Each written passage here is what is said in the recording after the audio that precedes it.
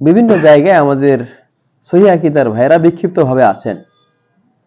তারা নিজ নিজ জায়গার পাশের মসজিদেই সালাত পড়ছেন। তাদেরকে যদি এই মসজিদে আসার দাওয়াত দেওয়া হয় তখন বলছেন যে নিজের এলাকা ছেড়ে ওই মসজিদ ছেড়ে কেমনে এখানে আসবে। আমরা সালাত পড়ব, শুধু সালাতই না, প্রত্যেকটা ইবাদত করব আমরা আল্লাহ রাসূল সাল্লাল্লাহু আলাইহি ওয়াসাল্লাম এর তরিকা ভিত্তিক। সালাত যেমন একটা গুরুত্বপূর্ণ ইবাদত, সালাত কায়েম করার জন্য, সালাত হেফাজত করার জন্য বিভিন্ন ধরনের আয়াত এবং হাদিস এসেছে। আর ইকামাতুস সালাত ও মুহাফাজাতুস সালাত নির্ভর করে গুরুত্বপূর্ণ দুটি বিষয়ের উপর। একটি হলো অভ্যন্তরীণ, একটি হলো বাহ্যিক। অভ্যন্তরীণ বিষয়, ভিতরের বিষয়, মনের বিষয়, সেটা হচ্ছে আল্লাহকে খুশি করার জন্য সালাত পড়তে হবে এবং সালাতের ক্ষেত্রে একাগ্রতা থাকবে, খুশু থাকবে, মনোযোগের সঙ্গে সালাতটা হবে। এগুলো হলো ভিতরের বিষয়। বাহ্যিকভাবে সালাত সম্পাদন করতে হবে। আল্লাহ রাসূল সাল্লাল্লাহু আলাইহি ওয়াসাল্লাম যেমন বলেছেন, সাল্লু কামা রাআইতুমুনি উসাল্লি, যেইভাবে আমাকে সালাত পড়তে দেখো সেইভাবেই তোমরা সালাত পড়ো।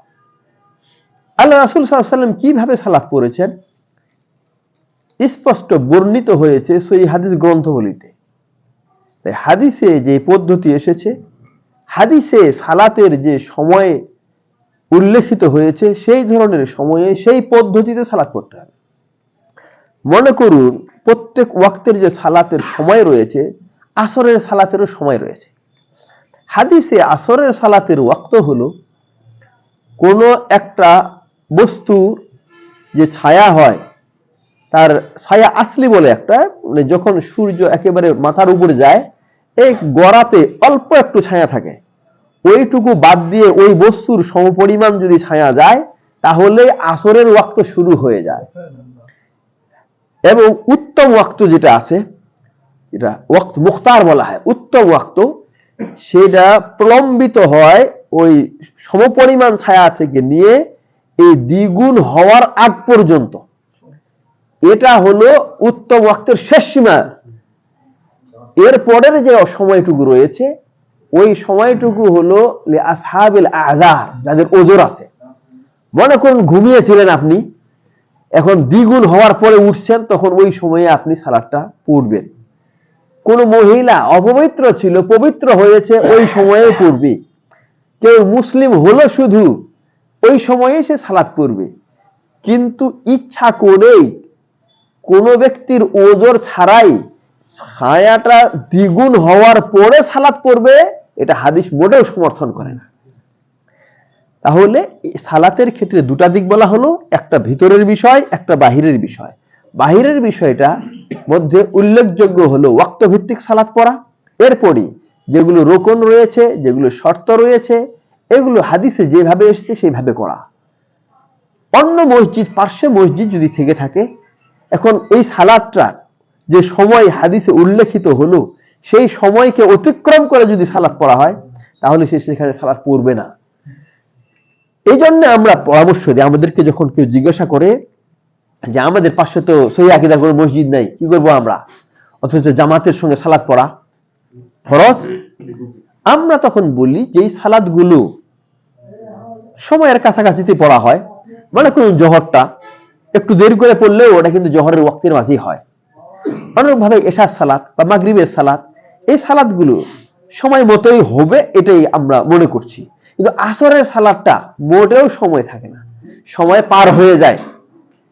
এই আসরের সালাত আমরা বলি যদি পাশে দূরেও যদি সহিহ আকীদার মসজিদ থাকে ওইখানে গিয়ে পড়বে সে, যদি না থাকে তাহলে ওয়াক্ত মতো নিজের বাসায় সালাতটা পড়ে নিবে।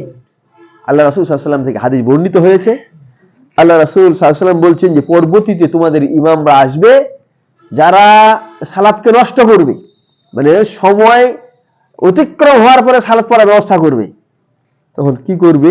আল্লাহ রাসূল সাল্লাল্লাহু আলাইহি ওয়াসাল্লাম পরামর্শ দিয়েছেন তাহলে বাড়িতেই সময় মতো সালাতটা পড়ে নিবে। এরপরে সে সময় ইমাম বলতে যিনি ইমাম তিনি শাসকও, বাইরে গেলে যদি নির্যাতনের শিকারের আশঙ্কা থাকে তাহলে দ্বিতীয়বার ওদের সঙ্গে পড়বে।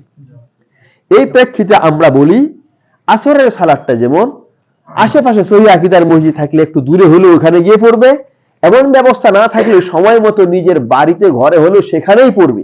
আর যেই সালাতগুলোতে এমন সমস্যা নেই, মাগরিব বলেন বা এশা বলেন, এই ধরনের সালাতগুলো যদি পাশের মসজিদে রুকু, সাজদা, সূরা ফাতিহা এগুলো ঠিকমতো পড়া যায় সেখানেই পড়বে। যদি এই ব্যবস্থা না থাকে, আপনি সূরা ফাতিহা পড়তেই পারছেন না, আপনি রুকুতে ইমাম যাচ্ছে, আপনি যেতে যেতে ইমাম উঠে পড়ছে, সাজদায় যেতে যেতে উঠে পড়ছে, এরকম হলে দরকার নাই। এরকম গুলো বাদ দিলে মানে সালাতই হবে না, আপনি ওই সমস্ত জামাতে সালাত পড়বেন না। কিন্তু অনেক হানাফি ভাইদের মসজিদ আছে যে মসজিদগুলোতে ধীর স্থিরতার সঙ্গে ভালোভাবে সালাত পড়ে, ওই ধরনের মসজিদ যদি হয় তাহলে অন্যান্য সালাতগুলো পড়েন। কিন্তু আসরটা সব মসজিদেই দেরি করে, ওই সমস্ত ভাইদের সব মসজিদ দেরি হয়, আসর সালাতটা নিজের ঘরে পড়বে যদি মসজিদ না থাকে। তাহলে আমাদের সর্বপ্রথম লক্ষণীয় বিষয় হলো সালাতটা ইসলামী দিক নির্দেশনা বা রাসূলের তরিকা অনুযায়ী করতে হবে আপনাকে, এটা হলো লক্ষণীয় বিষয়। পাশে আর দূর এটা লক্ষণীয় বিষয় না। সালাত শুদ্ধ করতে হবে, এটা হলো লক্ষণীয় বিষয়। তাই এই শুদ্ধ করার জন্য যদি দূরে হয়, পাশের মসজিদ যদি কখনো বাদ দিতে হয় সেটাই করতে হবে। কারণ যদি পাশে পড়তে গিয়ে সালাতটা ঠিক মতো না হয় তাহলে তো আপনি ধরা খাবেন। সালাত নাই মানে ঈমান নাই, ঈমান নাই মানে পরকাল নাই। এই জন্য আমরা সুন্নাহ ভিত্তিক সালাত আদায় করব, একটু দূরে যেতে হলে সেখানেও যাব, এই জিনিসটা ওই ভাইদেরকে বুঝাতে হবে। আর যে কথাটা বলা হয় যে পাশের মসজিদের হক এখানে ছেড়ে অন্যদিকে যাওয়া যাবে না, এই কথাটা ঠিক না। আপনারও হক হলো যে আপনি আপনার সালাতটাকে রাসূলের তরিকায় সম্পাদন করবেন। যদি না হয় তাহলে কিন্তু আপনার হক ভুলণ্ডিত হলো। অন্য কোনো বিষয় বা হক খেয়াল করতে গিয়ে আপনার নিজের হকটা বর্জিত হচ্ছে, এটা কখনো গ্রহণযোগ্য না। কারণ আগে কু আনফুসাকুম, নিজে বাঁচো। তাই নিজের সালাতকে বিশুদ্ধ করার জন্য যেখানে বিশুদ্ধ পদ্ধতিতে সালাতের ব্যবস্থা আছে সেখানে আপনি যাবেন, এটাই হলো যথার্থ।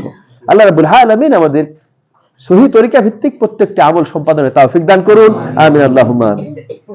আরেকটা প্রশ্ন আছে, ইসলামের নামে বাংলাদেশে অনেকগুলো রাজনৈতিক দল আছে, আমাদের কি এই দলগুলোর সাথে কাজ করা বা দলীয় ভোটের রাজনীতি করা যাবে কি?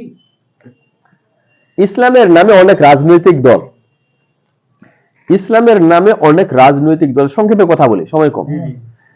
আমরা যে সমস্ত দলগুলোকে দেখব গণতান্ত্রিক পদ্ধতিতে ক্ষমতায় যাওয়ার স্বপ্ন দেখছে, এগুলো প্রত্যেকটাকে আমরা এড়িয়ে চলব। আর এটা আল্লাহ রাসূল সাল্লাল্লাহু আলাইহি ওয়াসাল্লামের পদ্ধতি না, এটা ইসলামের কোনো পদ্ধতি না। গণতান্ত্রিক পদ্ধতি একজন অমুসলিমের বানানো পদ্ধতি। এটা হচ্ছে ইসলামকে ঠেকানোর জন্য এই পদ্ধতি।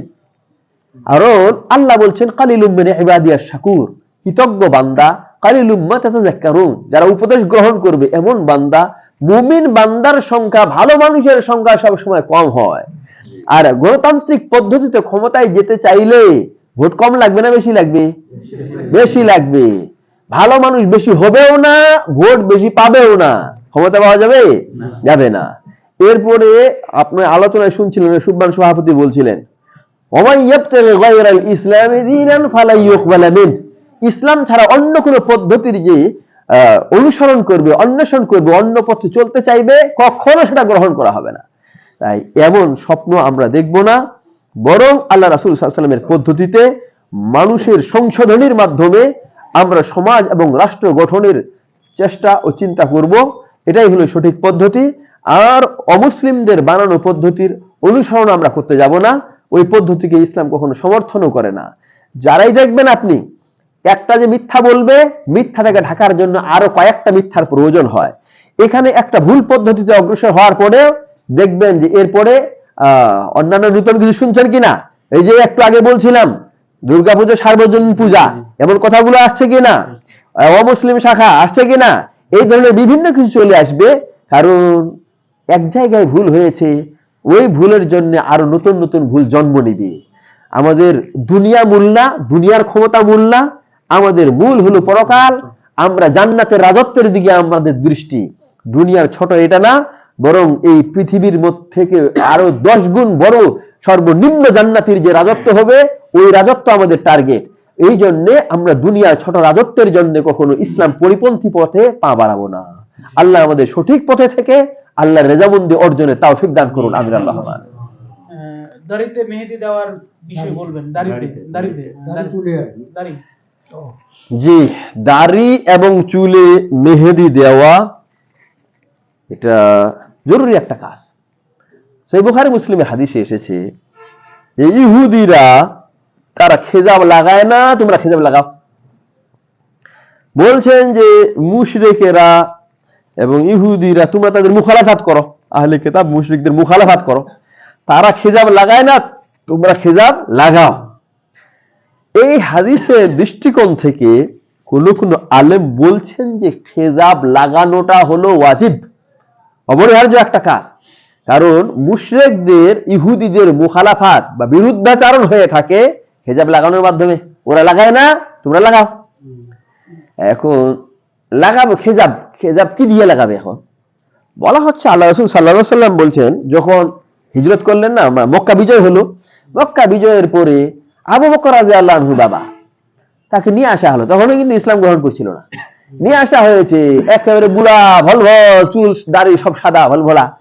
আল্লাহ রাসূল সাল্লাল্লাহু আলাইহি ওয়াসাল্লাম তখন বললেন যে গায়্যিরুহা ওয়াজতানিবুস সাওয়াদ, এই সাদাটাকে পরিবর্তন করো কিন্তু কালো রং থেকে দূরে থাকো। কারণ কালোর মাঝে প্রতারণা রয়েছে। একজন বুড়া, অনেকে যারা কালো কলপ টলপ লাগায় দেখছি অনেকে বুড়া ভলভলা হয়ে গেছে, কিন্তু কালো লাগায় যুবক হয়ে থাকছে। একটা প্রতারণা আছে। এই প্রতারণার শিকার যেন কেউ না হয়। যখন লাল করলাম আমরা, লোক বুঝলো পাকি গেছে, কিন্তু দুর্বলতা থেকে কিন্তু অনেকটা তাও শক্তিশালী মনে হয়, বেশি দুর্বলতা মনে হয় না যখন পরিবর্তন করা হয়। এই জন্যে আমরা পরিবর্তন করব কালো বাদ দিয়ে। কালো বাদ দিয়ে এখন মেহেদি দেওয়া, কেউ বলে যে এই বাজারে যে মেহেদি পাওয়া যায় কেমিক্যাল আছে, এটা সেটা আছে, দেওয়া যাবে কিনা? যদি ওইটা শারীরিক কোনো ক্ষতি না থেকে থাকে, হয়তো লাগালে চামড়া নষ্ট হয়ে বা আর কিছু, তাহলে সমস্যা নেই। শারীরিক ক্ষতি না থাকলে অসুবিধা নাই, কারণ রংটা পরিবর্তন করা হলো মূল উদ্দেশ্য। তো মেহেদিতে সরাসরি মেহেদি যেটা আছে, এই মেহেদিতে যে কিছু উপকার আছে, ওই উপকারগুলো হয়তো ওগুলো পাওয়া যাবে না। মেহেদিটা তো হলে ওই শারীরিক উপকারও কিছু থাকবে, চামড়ার সমস্যা থাকলে ওগুলোও কিছু উপকার হয়, মাথাতে দিলে মাথার জ্বালা পোড়াও নাকি কমে, পায়ে দিলে পায়ের যদি যে হাড়ের ব্যথা ট্যাথা থাকে এগুলোও নাকি কমে, চিকিৎসা হিসেবে মেহেদিটা ব্যবহার হয়। তাই আমাদের যদি যাদের সাদা আছে এগুলোকে পরিবর্তন করতে হবে, এটাকে পরিবর্তন করতে হবে। অনেকেই বলে যে আমি এইটা নিয়ে কবরে যাব, মানে যখন যেটা ইসলামের বিধান পাওয়া যাবে এর বিপরীতে জেদ করার কিছু নেই। বরং মুমিনের বৈশিষ্ট্য হলো আল্লাহ বলেন আইয়াকুলু সামি'না ওয়া আতা'না, শুনলাম মেনে নিলাম, আমার নিজস্ব প্রবৃত্তির কোন আশ্রয় নাই, এখানে অনুসরণ নাই, যেটা ইসলামের বিধান সেটা শুনলাম এবং মানলাম। আল্লাহ রাব্বুল আলামিন এই ক্ষেত্রে ইসলামের বিধানটা মেনে নেওয়ার পালন করার তৌফিক দান করুন। আমি তিনটা হয়ে গেছে। জি, আমরা তিনটা প্রশ্ন আসলে উত্তর দিয়ে আসলে এর পরের প্রোগ্রামে ইনশাআল্লাহ আমরা চেষ্টা করব পরবর্তীতে আরো কথা বলার। অনেক রাত হয়ে যাচ্ছে, আমরা সালাতের জন্য